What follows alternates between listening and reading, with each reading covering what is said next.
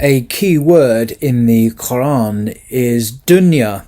But what does this word mean? I often hear Muslims using this word, and it's used very frequently in books on Islam and Islamic spirituality. So I'm going to read a few words from Quranic keywords, a reference guide by Abdul Rashid Siddiqui, and offer a few reflections as well.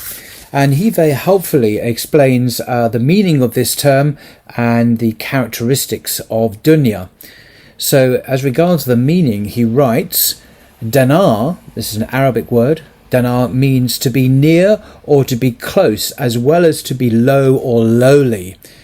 From this root comes the word adnar, meaning nearer, closer, situated lower down, inferior, or of less significance. And interestingly, its feminine form is dunya. I didn't know that. So dunya is a feminine form. The word dunya is used for this world as it is closest to one's life, as opposed to the life of the hereafter.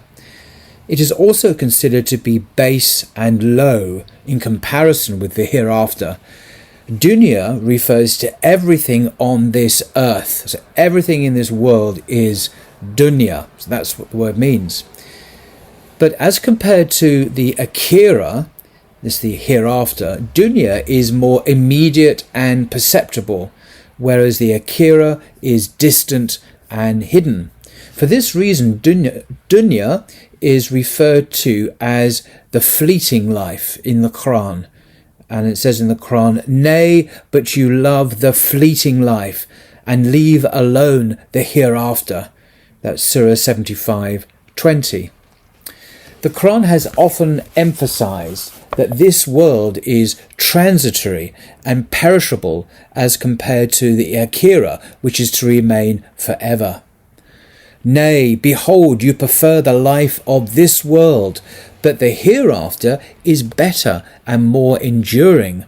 That's Surah 87:16. As man is by nature impatient, as it says in the Quran, Surah 21:37, he loves haste and things that are achievable hastily. For this reason he pins his hopes and efforts on transitory things which do not endure for long, but he neglects things of lasting value, which come slowly but surely, but can only be seen in the hereafter. This world and its adornments attract people to the life of joy and pleasure and of play and amusement, as it explains in Surah 6:32. However, these worldly goods and chattels, which one is so proud to collect and display, are in fact only deceptions. See Surah 3:185. And these worldly possessions only provide a little enjoyment. Surah 3:197. In the 57th Surah, we read, and I'll go to Abdul Halim's wonderful translation here, bear in mind that the present life is just a game, a diversion, an attraction, a cause of boasting among you, of rivalry in wealth and children. It is like plants that spring up after the rain. Their growth at first delights the sowers, but then you see them wither away, turn yellow, and become stubble.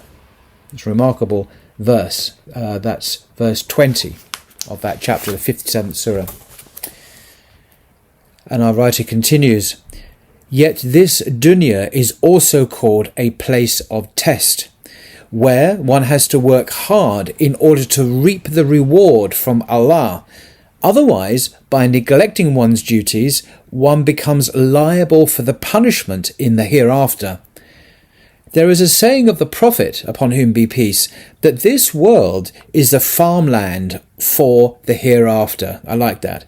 This world is the farmland for the hereafter. For Islam, as for Christianity, this life is a preparation for what is to come. But no one will seriously prepare himself for something that appears to him unreal, a fantasy, a dream.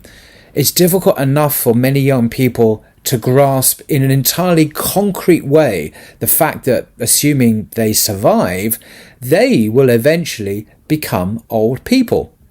How much more difficult then for the human creature, young or old, to understand that divine judgment, heaven and hell will come as surely as tomorrow's dawn, or yet more surely, since the dawn cannot come unless God wills it, whereas the advent of physical death and all that follows upon it represents the only infallible prediction we can make concerning our own futures.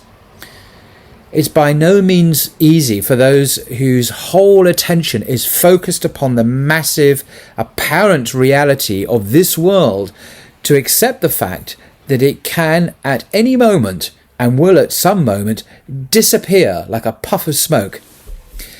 Yet the Quran assures us that the akhirah, the hereafter, is better and more lasting. And this suggests that it's more real than any reality we experience here. And I just want to end with one of my most favourite hadiths. It's quite a stunning hadith, which goes like this. The Prophet Muhammad, upon whom be peace, once said, "The life of this world compared to the hereafter is as if one of you were to put his finger in the ocean and take it out again. Then compare the water that remains on his finger to the water that remains in the ocean." And that's hadith from Sahih Muslim. Till next time.